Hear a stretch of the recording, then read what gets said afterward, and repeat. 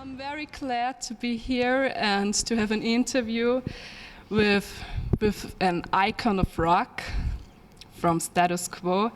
Oh, me? Oh, yeah, hello. I mean you. I wondered who you were talking about for a minute there. I thought Ian Gillan had walked in. Anyway. No, sure, I mean you. So this is the 6th time Rock Meets Classic takes place, and it's rock music mixed with a classical orchestra. When did you first hear of this project? Well, many years ago, I guess, about 12, 14 years ago, I did a project very similar to this called The Proms, but the whole band played with an orchestra. And it was an amazing thing to do, and I'd never forgotten it and always sort of wanted to do something like it again. And for some reason, we never got round to doing it again. And this just kind of came my way, and somebody said to me, you know, do you want to do this on your own? And at first I thought, wow, you know, without the band, it's going to be a little bit, feel a bit strange, but a great challenge. It's the 3rd time I've done it, this particular tour. I wouldn't call it, I mean, I know they call it classic, but it's actually an orchestra, so it's augmenting the rock band, makes it sound bigger, it gives it texture, dynamics. It's wonderful. It's a nice package. I love it. I knew it was going round, and I was amazed at, and wondered how it sounded. And then I joined for 4 concerts in Switzerland in 2011. And I got to meet Ian Gillan, who was one of my oldest idols and still is. And Lou Gramm of Foreigner, and Dan McCafferty of Nazareth, and Les Holroyd. And it was amazing for me the first time hearing this sound check with, Dan started, and I thought, wow, that's an old Nazareth song. It sounds so different, so vast. There's a new spirit in there. It's like, with classical music, with all these instruments, a guitar only has 6 strings, and then you got the other instruments in the rock band, which is, of course, the driving force, in this case, Matt Sinner band, And the whole orchestra gives it a special aura, for the emotions it adds, and it's just something incredible. So the first time I heard it, I was just blown away. So before I came out here, I didn't quite know what to expect, But now, having done 8 shows, it's one of the most incredible things I've ever done in my life. I mean, the camaraderie between everybody here is so great. I mean, the show now feels like it's one thing rather than, one act after the other. It now feels like a complete show. And the blend between the orchestra and, well, my songs, for instance, I thought, well, how is a song like Rain, which is a personal favourite rock song of mine, how on earth is that going to work with an orchestra? And everybody comes back to me and says, Rain, it sounds amazing out the front, because on stage I can't quite hear the orchestra, Believe it or not, I can't hear them. But it's a wonderful fusion, and I think it's very special for everybody and anybody who wants to come along and see the best of rock and classic music, I think it's a wonderful show for everybody. I'm really looking forward to it. Have you been involved in rewriting the music? No, not really. I think Bernard does a very good job at that, and he comes up with very good ideas. Yeah, they've done a great job, absolutely. I've done this tour before, so I'm familiar with the arrangements. They do a great job. And unlike most orchestras, these guys are really excited. They get up, they move around. It's like a band.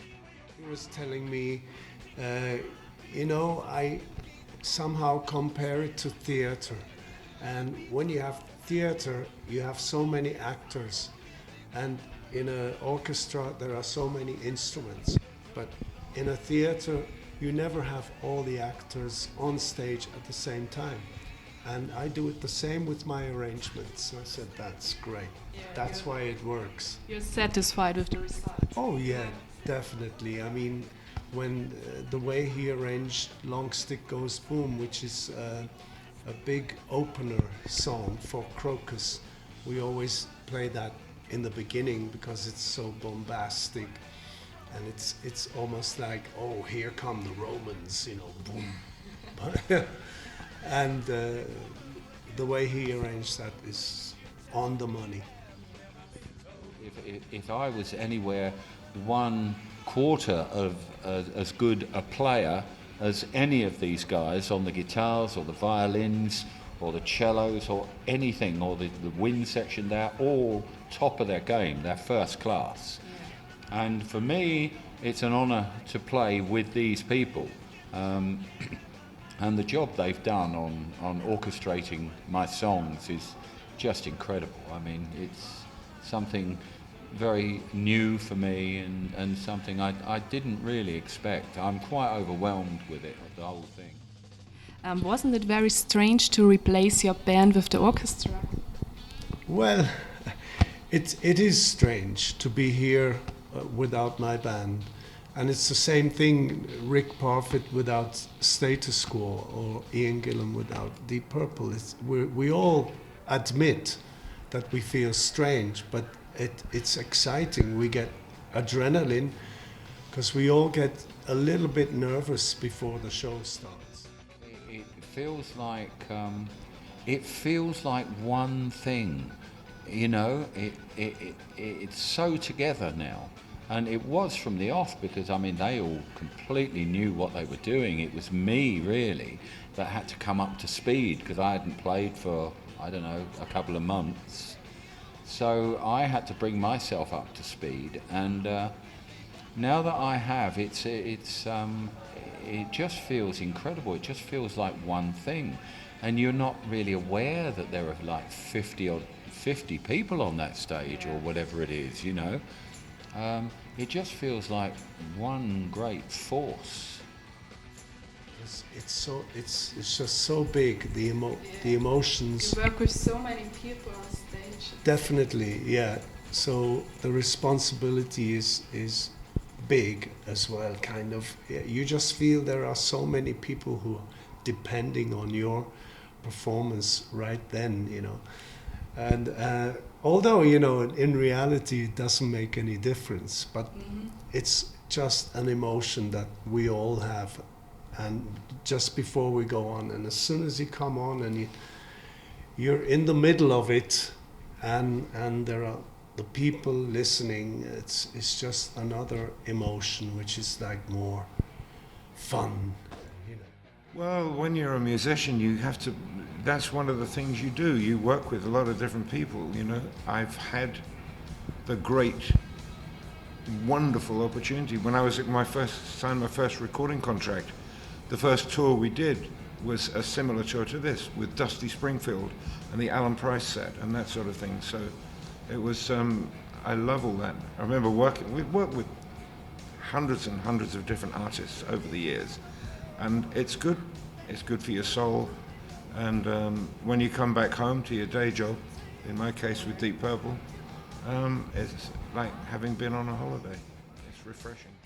You were here the first time with the Rock Meets Classic. Was it like you expected? I have to say, it's better than I expected it to be. It really great, is. Yeah. I mean, I thought that, you know, you have some reservations that, you know, I've known Ian for a long, long time, but we've never really sat down and had a chat, because we're always ships in the night, we're always passing and saying hello, you know. And I thought how lovely it would be to work with him. And John Wetton I'd never met before, and he's a charming chap. And Marc from Crocus, he's lovely. That voice should never come out of him. I don't know how that voice comes. You look at this man and how that voice comes out of him, I do not know.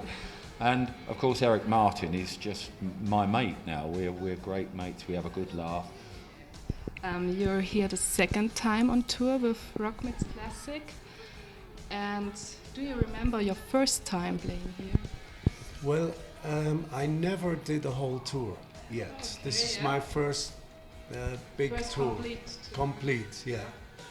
And the first time it was 4 concerts in Switzerland alone. You know, we did the French part and the German part. Okay, yeah. And it was just so amazing. And I did a repetition in Zurich last year with Alice Cooper and the other guys.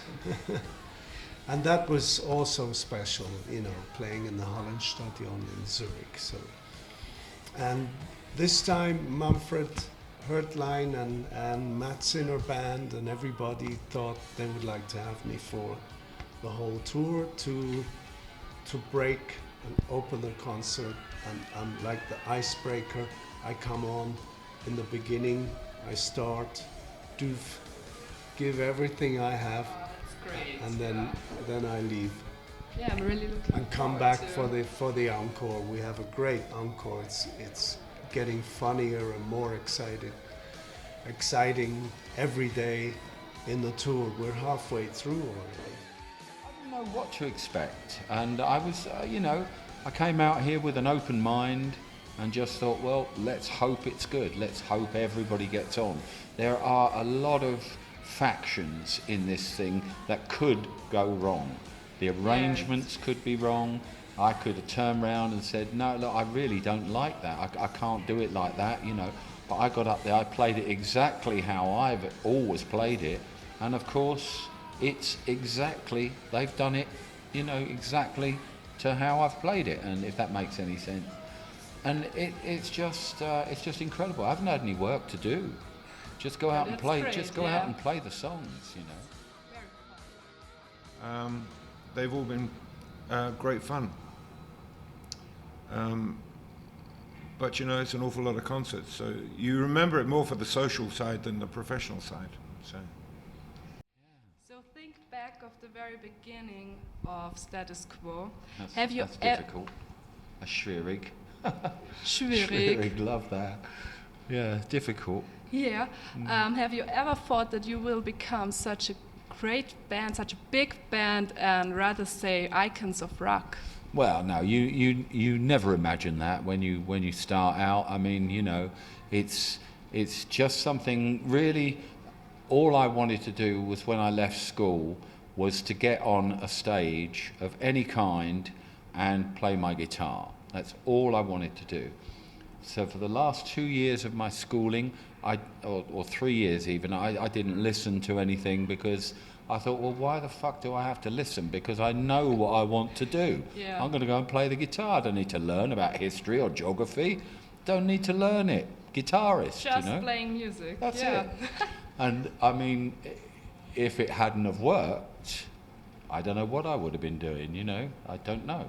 Yeah. But I'm very, very lucky that it did work. And I remember when I first joined the group, I used to go and watch other bands play.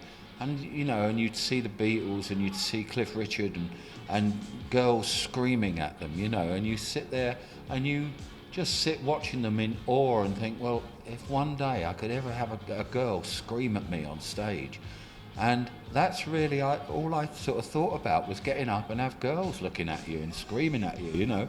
And it never really happened, but we built up a great following, you know. And funnily enough, the very early Quo following was mainly blokes. Yeah. Head-banging blokes, you know.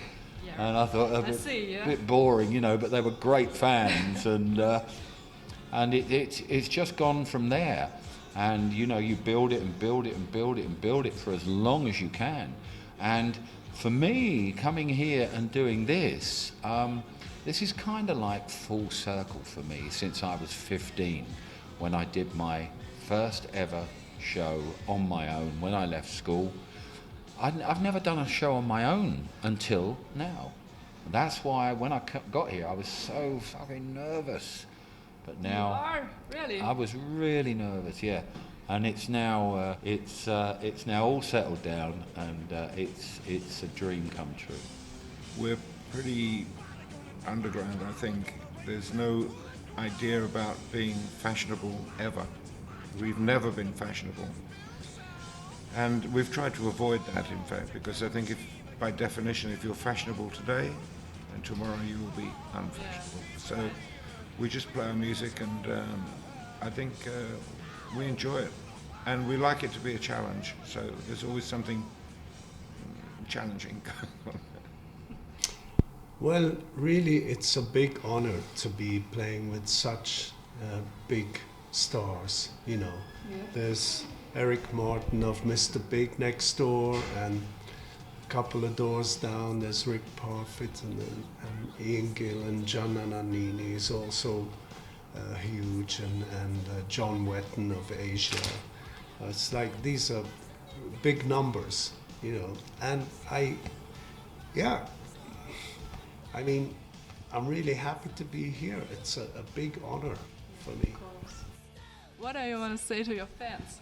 Oh, well, for those of you that come along and see this show, enjoy, and I'll see you all on the next Quo tour, I expect, and in the meantime, come and enjoy this, because it's very special. Yeah, we will. Oh, well, what can I say? Eternally grateful. Thank you very much for supporting us. You know, the great thing is that we enjoyed what we're doing, and I think they noticed that. So we're all there for the same reason, is to have a good time. Well, I'd like to say I'm looking forward to coming to Austria, and it's going to be great seeing the Austrian fans again. I was there December before last doing a project with an all-star band called Schubert in Rock from Innsbruck, and this was great. It was a huge success as well. So it'll be nice. Now I have a feeling, I mean, we've played in Austria with Crocus as well in the past, so I have good memories, and I'm really looking forward to coming with this big mega production. It's fine. So, thank you. Thank you. Great pleasure. Thank you. Thank you very much indeed. Thank you. Nice talking to you.